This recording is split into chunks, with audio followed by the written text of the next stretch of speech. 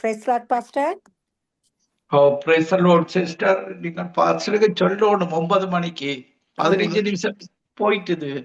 30 நிமிடம் பாஸ் 30 நிமிடம். Okay God bless you. நாங்கள் ஒரு ஜெபத்துடன் ஆரம்பிப்போம். கிருபையும் இரக்கமும் பரிசுத்தமும் நிறைந்த எங்கள் அன்பு தகப்பனே, இந்த நிகழ்ச்சியை கேட்டுக்கொண்டிருக்கிற ஒவ்வொரு மக்களுக்காகவும் ஜெபிக்கிறோம். ஆவியானவரே, கேட்டுக்கொண்டிருக்கிற ஒவ்வொரு மக்களும் உம்முடைய வார்த்தையை பிடித்து கொள்ள, அந்த வார்த்தையின்படி வாழ, நீர் கொடுத்த ஒவ்வொரு பிரமிசையும் ஒவ்வொருவரும் எடுத்துக்கொள்ள, அதை பெற்றுக்கொண்டு பரலோக ராஜ்யத்துக்கு வந்து சேர என்னுடைய வாயின் வார்த்தைகளும் இருதயத்தின் தியானங்களும் உமக்கு எப்பொழுதும் பிரியமாக இருக்க நீர் என்னோடு கூட இருந்து நீர் பேசும்படியாக ஜபிக்கிறேன். உம்முடைய வாக்கியங்கள், வேத வாக்கியங்கள் ஒவ்வொன்றும் எங்களுக்கு பலம் தருகிற வாக்கியங்கள், ஆசீர்வாதம் தருகிற வாக்கியங்கள். அந்த வாக்கியத்தின்படி நாங்கள் வாழ்ந்து, அந்த வசனத்தின்படி வாழ்ந்து, உம்முடைய ஒன்றான மெய்த்தேவனாகிய உம்மையும் நீர் அனுப்பினவராகிய இயேசு கிறிஸ்துவை அறிந்து கொண்டு அந்த நித்திய வாழ்வுக்கு ஒவ்வொருவரையும் இழுத்துக் கொள்வீராக. தொடக்க முதல் முடிவு வரைக்கும் பரிசுத்த ஆவியானவர் நீர் வழி நடத்துவீராக. என்னுடைய வாயின் வார்த்தைகளும் இருதயத்தின் தியானங்களும் உமக்கு பிரியமாக இருக்க நீர் உதவி செய்வீராக. கேட்டுக்கொண்டிருக்கிற ஒவ்வொரு மக்களுக்கும் கேட்கிற காதுகளை கொடுப்பீராக, உணர்வுள்ள இருதயத்தை கொடுப்பீராக. உம்முடைய வார்த்தைகளை அவர்கள் இருதயத்தில வைத்திருக்க கிருபை செய்வீராக. துதிகன மகிமை ஒன்றான மெய்த்தேவனாய் உமக்கு செலுத்தி ஆண்டவரின் ரட்சகருமாகிய இயேசு கிறிஸ்துவின் நாமத்தில் ஒவ்வொருவரையும் ஆசீர்வதித்து ஜெபிக்கிறேன். எங்களை அப்பொழுது நேசிக்கிற எங்கள் நல்ல பிதாவே, ஆமென். இன்று நாங்கள் தியானத்துக்கு எடுத்துக்கொண்ட வசனம் 2 தீமோத்தேயு 3ஆம் அதிகாரம் 15வது வசனம். வேத வாக்கியங்கள் எல்லாம் தேவ ஆவியினால் அருளப்பட்டிருக்கிறது. தேவனுடைய மனுஷன் தேறினவனாகவும் எந்த நற்கிரியையும் செய்ய தகுதியுள்ளவனாய் இருக்கும்படி அவைகள் உபதேசத்திற்கும் கடிந்து கொள்ளுதலுக்கும் சீர்திருத்தலுக்கும் நீதியை படிப்பிக்குதலுக்கும் பிரயோஜனமா உள்ளதாயிருக்கிறது. பாருங்கள், தேவனுடைய வார்த்தைகள், இந்த தேவன் தந்த வேத வாக்கியங்கள் எல்லாம் எங்களுக்காக தரப்பட்டிருக்கிறது. அந்த வேத வாக்கியங்கள் எல்லாம் தேவனுடைய ஆவியானவர் சொல்ல இந்த வேத வாக்கியங்கள் பரிசுத்த ஆவியானவருடைய உதவியோடு எழுதப்பட்ட வாக்கியங்கள். இந்த பரிசுத்த ஆவியானவரை பெற்ற நாங்கள் ஒவ்வொருவரும் அதை பயன்படுத்தும் பொழுது எங்களுக்குள்ள அந்த பரிசுத்த ஆவியானவர் செயற்படுகிறவராக இருக்கிறார். அது எங்களுக்கு வாக்குத்தத்தமாக, தேவனுடைய வாக்குத்தத்தம் எங்களுக்கு வாழ்வளிக்கிறதாக இருக்கிறது. பாருங்கள், எங்களை தேறின மனுஷனாக நன்மை செய்கிறதில்ல, நற்கிரிகைகளை நாங்கள் மற்றவர்களுக்கு செய்கிறதில்ல, எங்களை தேற்றுகிறது. அவைகள் உபதேசத்துக்கும், பாருங்க, நாங்கள் ஒரு டிசிப்ளினை தருகிறது, கடிந்து கொள்ளுதலை, சீர்திருத்தலை, நாங்கள் அந்த காரியங்களை அந்த வசனத்தின்படி நாங்கள் வசனத்தை சரியாக புரிந்து கொண்டு அதை சொல்லும் பொழுது அந்த வார்த்தைகள் கடிந்து கொள்ளுகிறது, சீர்திருத்துகிறது, நீதியை படிப்பிக்குதலுக்கும் பிரயோஜனம் உள்ளதாயிருக்கிறது. நாங்கள் யோவான் 5ஆம் அதிகாரம் 39வது வசனத்திலையும் வேத வாக்கியங்களை ஆராய்ந்து பாருங்கள், அவைகளால் உங்களுக்கு நித்திய ஜீவன் உண்டென்று எண்ணுகிறீர்களே, என்னை குறித்து சாட்சி கொடுக்கிறவைகளும் அவைகளே. இயேசுவை கொடுத்து சாட்சி கொடுக்கிறவைகள் வேத வாக்கியங்களாக இருக்கிறது. பாருங்கள், யோவான் 17ஆம் அதிகாரம் 3வது வசனத்துல அந்த ஒன்றான மெய்த்தேவனாகிய உம்மையும் நீர் அனுப்பினவராகிய இயேசு கிறிஸ்துவை அறிந்து கொள்வதே நித்திய ஜீவன். பாருங்கள், மதங்களால இந்த நித்திய ஜீவனை கொடுக்க முடியாது. பாருங்கள், அவர்கள் மரித்த பின்பு அவர்கள் எங்கு போகிறார்கள் என்று அவர்களுக்கு உயிர்த்தெழுதல் எந்த மதங்களிலேயும் இல்லை. இந்த வேதாகமத்தில தான் ஒன்றான மெய்த்தேவனை நாங்கள் விசுவாசிக்க வேண்டும். இயேசு கிறிஸ்துவை அறிந்து கொள்ள வேண்டும். இயேசு கிறிஸ்து மரித்து உயிர்த்தெழுந்ததினால நாங்களும் மரித்து உயிர்த்தெழுந்து அவரோடு கூட வாழுகிற வாழ்வை எங்களுக்கு இயேசு கிறிஸ்து மூலமாக நாங்கள் பெற்றுக் கொள்கிறோம். இதற்காகத்தான் இந்த சுவிசேஷம் உலகத்தில் உள்ள சகல ஜாதிகளுக்கு பிரசங்கிக்கப்படுகிறது. இயேசு மரித்து 3ஆம் நாள் உயிர்த்தெழுந்து இன்றைக்கும் உயிரோடு இருக்கிறவராக இருக்கிறார். தேவனுடைய வலது பார்சத்தில இன்றைக்கும் உயிருள்ளவராக எங்களுக்காக இன்றைக்கு பரிந்து பேசுகிற தெய்வமாக அவர் இருக்கிறார். பாருங்கள், இன்றைக்கு முஸ்லிம் மத மக்கள் எல்லாம் அவர்களுக்கு ஒரு வாழ்வு இல்லாமல் போகிறது. பாருங்கள், மரித்ததற்கு பின்பு அவர்களுடைய வாழ்வு அவர்களுக்கு தெரியாது. இந்து மக்களுக்கு அவர்கள் ஒவ்வொரு பிறப்புகளாக நம்பிக்கொண்டிருக்கிறார்கள். தவறான காரியங்களூடாக புல்லாய், புழுவாய், பாம்பாய், இப்படியான எத்தனையோ விதமான தேவர்களின் வணக்கங்களை, சில வணக்கங்களை வைத்துக் கொண்டிருக்கிறார்கள். நாங்கள் எக்ஸோடஸ் 20ஆம் அதிகாரத்துல பார்க்கும் பொழுது தேவன் சொல்லுகிறார், அந்த ஒன்றான மெய்த்தேவன் நான் எரிச்சல் உள்ள தேவனாக, நான் தேவனை நாங்கள் ஒரு சிலையாக ஊரும் பிராணிகளாக வைத்து வணங்கும் பொழுது தேவன் எரிச்சல் அடையவராக இருக்கிறார். ஒரு நாள் அந்த மதங்களை தண்டிக்கிற தேவனாக இருக்கிறார்.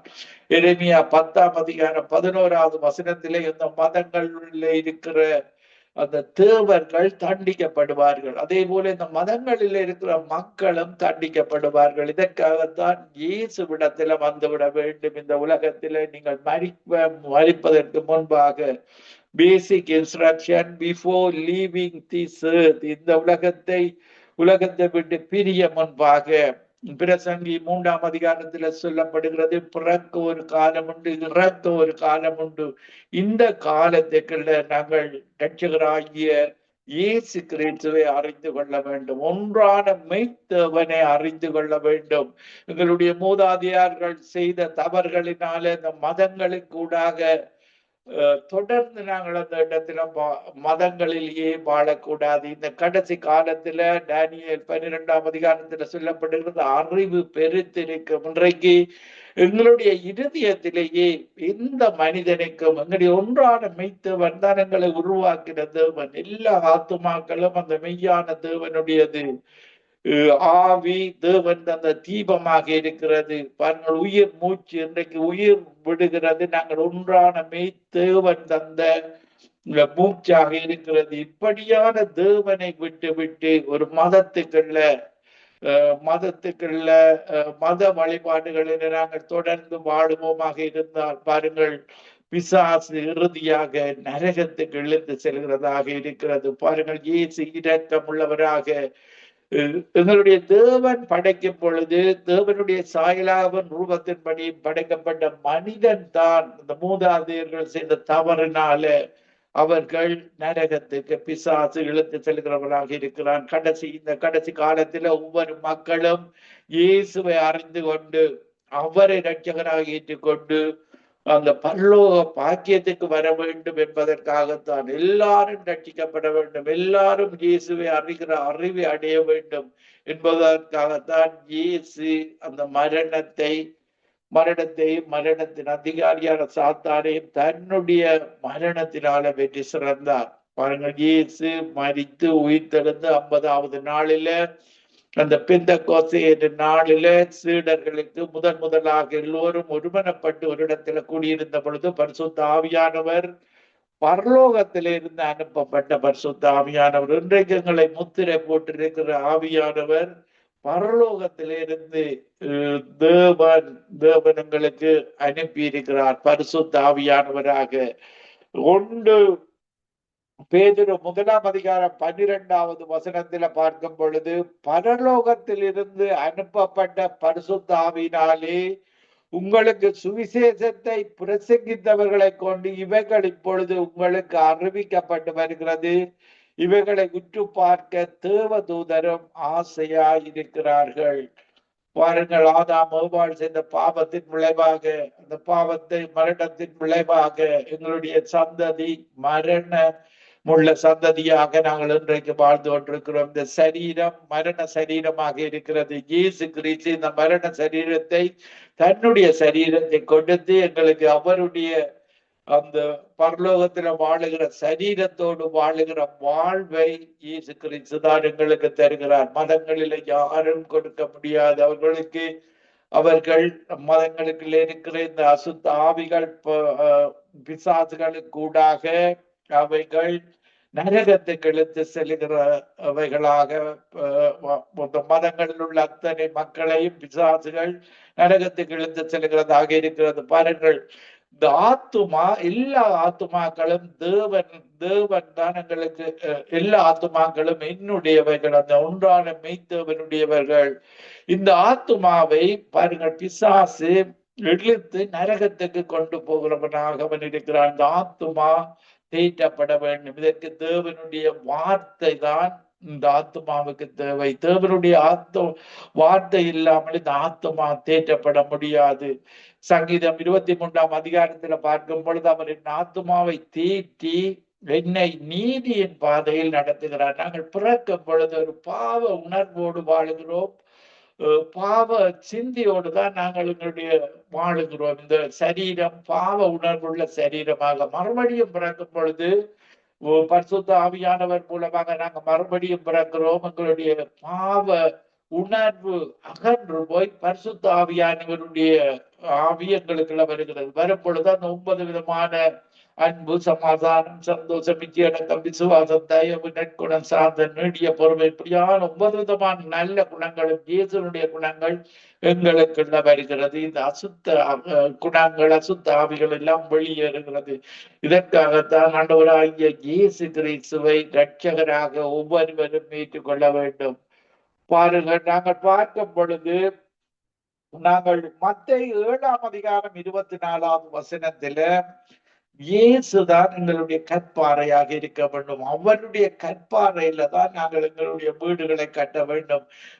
இயேசு உவமைகள் சொல்லும் பொழுது எப்பொழுதும் அது ஒரு இயற்கைக்கும் பொருந்தும், அது ஒரு ஆவிக்குரிய அர்த்தத்துக்கும் பொருந்தும். பாருங்க, நாங்கள் இந்த உவமையை பார்க்கும் பொழுது மத்தேயு 7ஆம் அதிகாரம் 24ஆவது வசனத்துல, ஆகையால் நான் சொல்லிய இந்த வார்த்தைகளை கேட்டு இவைகளின்படி செய்கிறவனவனோ அவனை கன்மலையின் மேல் தன் வீட்டை கட்டின புத்தியுள்ள மனுஷனுக்கு ஒப்பிடுவேன். பெருமழை சொரிந்து பெருவெள்ளம் வந்து காற்று அடித்து அந்த வீட்டின் மேல் மோதியும் அது விழவில்லை, ஏனென்றால் அது கன்மலையின் மேல் அஸ்திவாரம் போடப்பட்டிருந்தது. இதுதான் இயேசுவினுடைய அத்திவாரம், கன்மலை, கோர்னர்ஸ்டோன், மூலைக்கல்லு இயேசு. அஸ்திவாரம் கன்மலை போடப்பட்ட வீடு. பாருங்கள், வெள்ளம் வரும், புயல் வரும், எது வந்தாலும் அசையாத வீடாக இயேசுடைய கற்பாறையில கட்டப்பட்ட வீடாக எங்களுடைய வீடு இருக்கிறது. ஒவ்வொரு ரட்சிக்கப்பட்டவர்களுடைய வீடும்.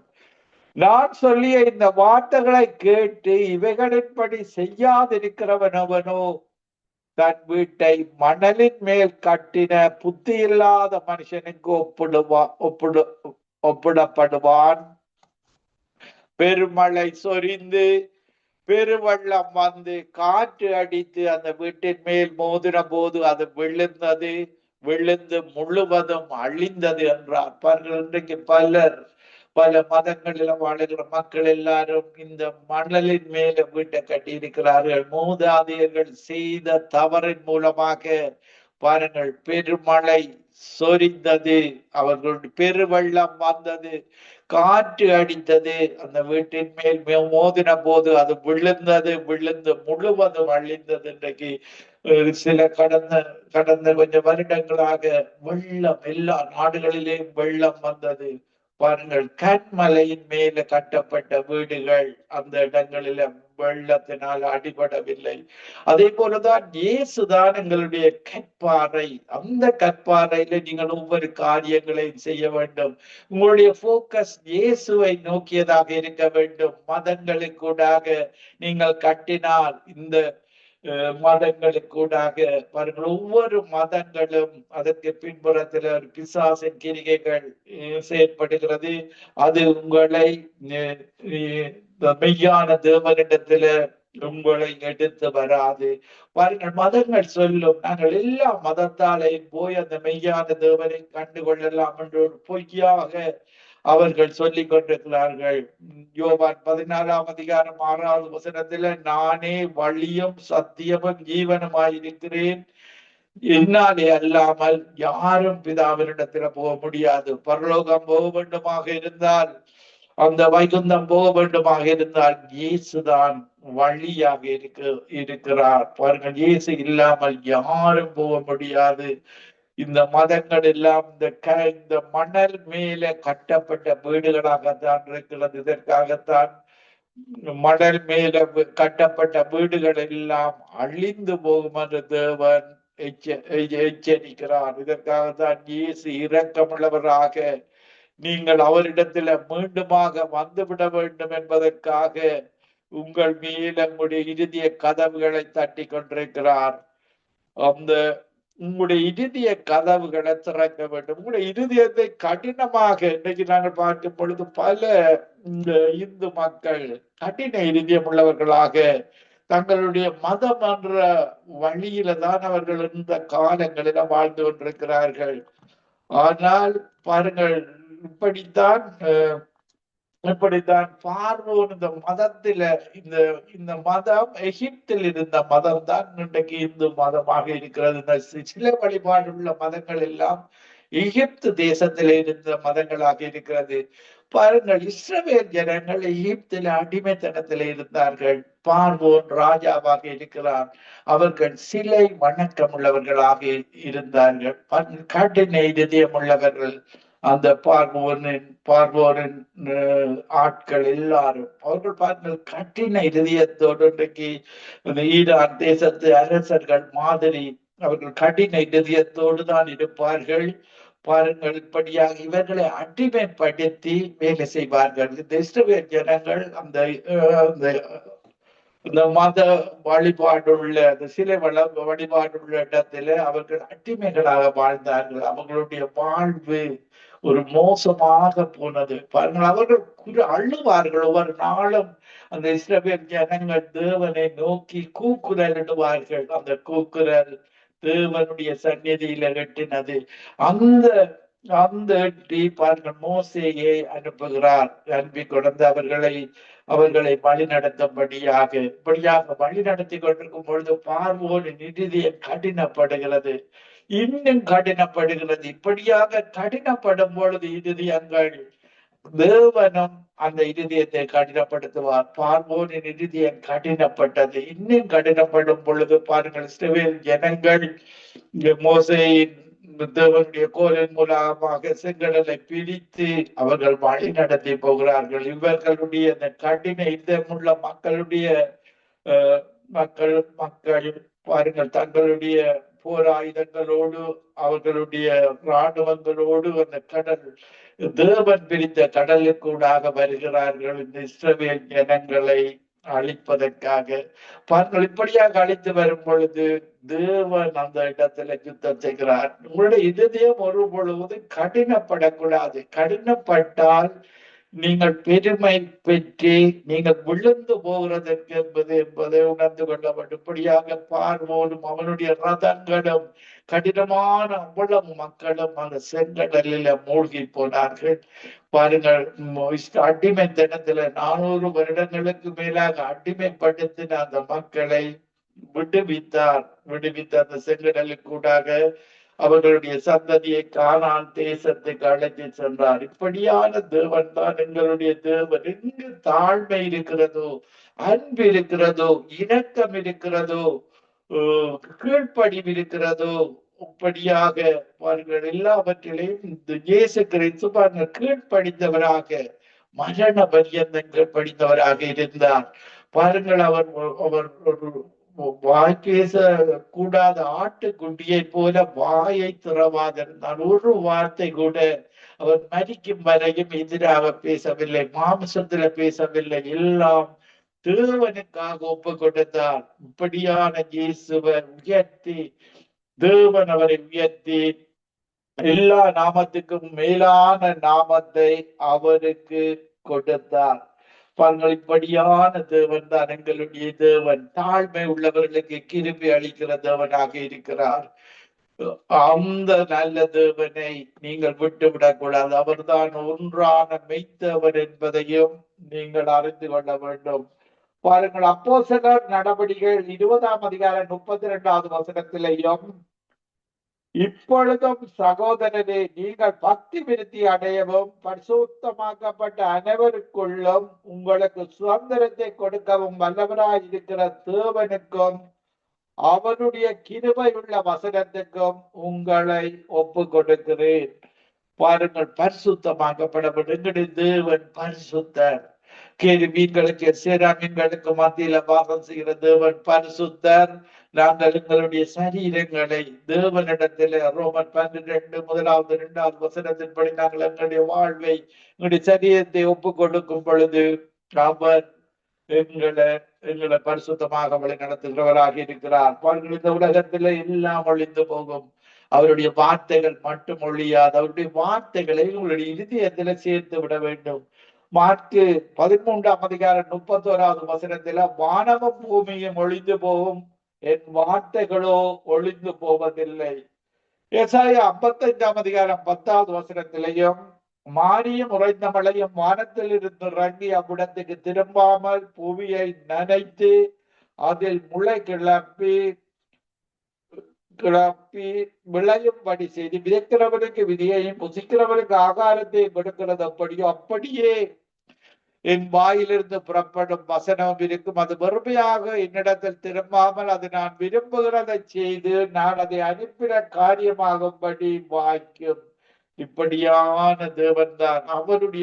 நாங்கள் தேவனுடைய வார்த்தையை பேசுகிறோம், அது அவருடைய வாயில் இருந்து வருகிறது. அது வறுமையாக திரும்பாது, உங்களை ஆசீர்வதித்து விட்டு உங்களுக்கு நன்மைகளை செய்து விட்டு தான் திரும்பும். நீங்கள் அந்த வார்த்தைகளை உங்களுடைய இதயத்தில் எடுத்துக்கொள்ள வேண்டும். அந்த வார்த்தைகளை நீங்கள் தியானித்துக் கொள்ள வேண்டும். உங்கள் வீடுகளில் எழுதி அதை தியானித்துக் கொள்ள வேண்டும். நான் ஒரு பாடலை பாடி உங்களுக்காக ஜெபிக்கிறேன். Hallelujah. Thank you, Jesus. Thank you, Jesus. கோடி கோடி நன்றி சொன்னாலும் உமக்கதேடாகுமா? கோடி கோடி நன்றி சொன்னாலும் என் வாழ்நாளிடாகுமா?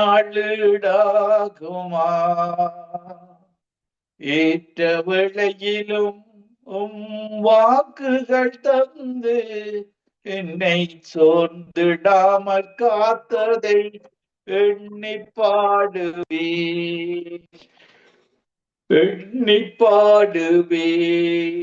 சோர்ந்திட்ட வேளையிலும் கிருபைகள் தந்து என்னை விழுந்திடாமல் சுமந்ததை போற்றி பாடுவே. இடைவிடாமல் காத்தீரையா, உந்தன் வார்த்தைகளால் நடத்தி நீரையா. தனிமையிலே நான் அழுத போதெல்லாம் ஒரு தாயை போல தேற்றியதை எண்ணி பாடுவேன். தேவைகளால் நான் திகைத்த போதெல்லாம் ஒரு தகப்பனை போல் தாங்கியதை போற்றி பாடுவேன். Hallelujah. Thank you, Jesus. நன்றியோடு துதிக்கிறோம். நல்லவரே, வல்லவரே, வாக்கு மாறாதவரே, நல்லவரே, வல்லவரே, வாக்கு மாறாதவரே, பரிசுத்தரே, உமை துதிக்கிறோம், தோத்தரிக்கிறோம். இந்த நிகழ்ச்சியை கேட்டுக்கொண்டிருக்கிறோம் ஒவ்வொரு மக்களுக்காக ஜெபிக்கிறோம். பரிசுத்த ஆவியானவரே, தேவன் நமக்கு பயமுள்ள ஆவியை கொடாமல் அன்பும் பலமும் தெளிந்த புத்தியும் உள்ள ஆவியை கொண்டிருக்கிறார். அல்லேலூயா. ஆவியானவரே, இந்த நேரத்தில் பரிசுத்த ஆவியானவர் ஒவ்வொரு மேலும் இறங்கும்படியாக, அப்பத்தை கேட்டால் கல்லை கொடுப்பேனா, மீனை கேட்டால் பாம்பை கொடுப்பேனா, பொல்லாதவர்களாகிய இந்த உலகத்து அப்பாக்கள் தங்கள் பிள்ளைகளுக்கு நல்ல ஈவுகளை கொடுக்க அறிந்திருக்கும் பொழுது இந்த நேரத்துல பரிசுத்த ஆவியானவர் ஒவ்வொருவரை நிரப்புவது அதிக நிச்சயம் அல்லவா? நன்றியோடு நிரப்பும். நன்றியுள்ள இதயத்தோடு கேட்கிறோம். ஒவ்வொருவரை நிரப்பும் உம்முடைய பரிசுத்த ஆவினால. இந்த name of Jesus, mighty name of Jesus, holy name of Jesus. உம்மால கூடாத காரியம் ஒன்றுமில்லை. ஒரு வார்த்தை சொல்லும், எங்களோடு இடைப்படும். ஒவ்வொருவரை நிரப்புறதற்காக நன்றி நன்றி நன்றி. ஒருவரும் விடப்பட்டு விடக்கூடாது. ஆண்டவரே, உம்முடைய வார்த்தைகள் வறுமையாக திரும்பாது. ஒவ்வொருவரையும் ஆசீர்வதித்து விட்டு அவருடைய ஆத்மாவை தேற்றி சுகங்களை, பலத்தை, ஆசீர்வாதத்தை கொடுத்து விட்டு திரும்புகிறதற்காக நன்றி. ஒருவரையும் என்னுடைய இதயத்தின் ஆழத்தில் இருந்து ஆசீர்வதிக்கிறேன். அன்றைக்கு இஸ்ரவேல் ஜனங்களை ஆரோன் மூலமாக ஆசீர்வதித்தது போல ஒவ்வொருவரையும் ஆசீர்வதித்து காத்து கொள்வீராக. முகத்தில பிரசன்னத்தை கொடுத்து சமாதானத்தை கட்டளையிடுவீராக. அவர்களுடைய முகத்தில பிரகாசமாகி கிருபையாயிருப்ப கடுவீராக. துதி கன மகிமை ஒன்றான மெய்த்தேவனாகிய உமக்கை செலுத்தி ஆண்டவரின் இரட்சகருமாகிய இயேசு கிறிஸ்துவின் நாமத்தில் ஒருவரையும் ஆசீர்வதித்து ஜெபிக்கிறேன். எங்களை எப்பொழுது நேசிக்கிற எங்கள் நல்ல பிதாவே. ஆமேன், ஆமேன், ஆமேன். ஆமேன், ஆமேன், ஆமேன். பாஸ்டர் பொறுமையா இருந்து